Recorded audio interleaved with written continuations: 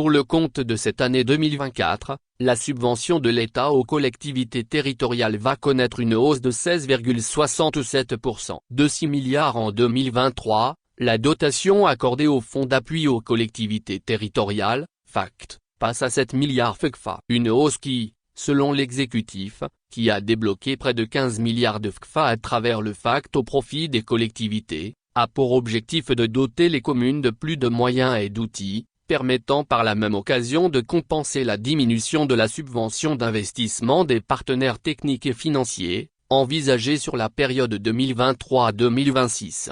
On ne peut que saluer l'augmentation de ce budget, étant donné qu'il devra permettre aux tenants des collectivités d'avoir les coudées franches pour dynamiser la mise en œuvre des actions de développement d'intérêt national et le contrôle des activités des services déconcentrés tels que voulus par les rapports devant exister entre l'État et les collectivités territoriales.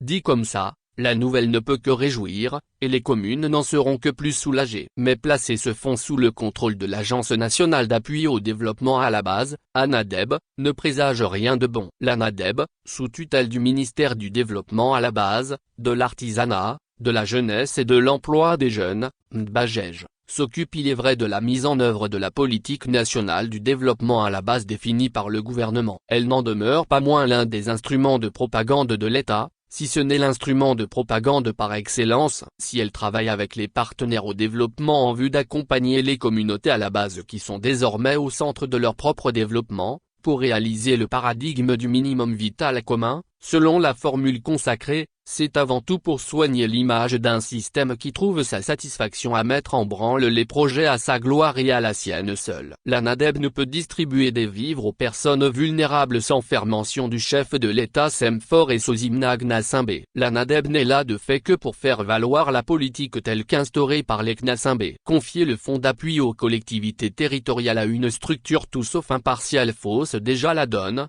puisqu'il n'y a pas que le parti du pouvoir qui est le seul ancré au niveau des collectivités territoriales. Les Togolais ont du reste eu les oreilles des bonnes actions du gouvernement et donc de Faure Gnassingbé chaque fois que les responsables de l'ANADEB doivent l'ouvrir. Chose qui n'est naturellement pas du goût de certaines communes qui n'en finissent pas de déplorer que ce soit elles qui gèrent les fonds. De guerre lasse. Cette situation représente en tout cas une aubaine pour toutes ces communes placées sous pavillon Union pour la République, dans une année électorale qui plus est.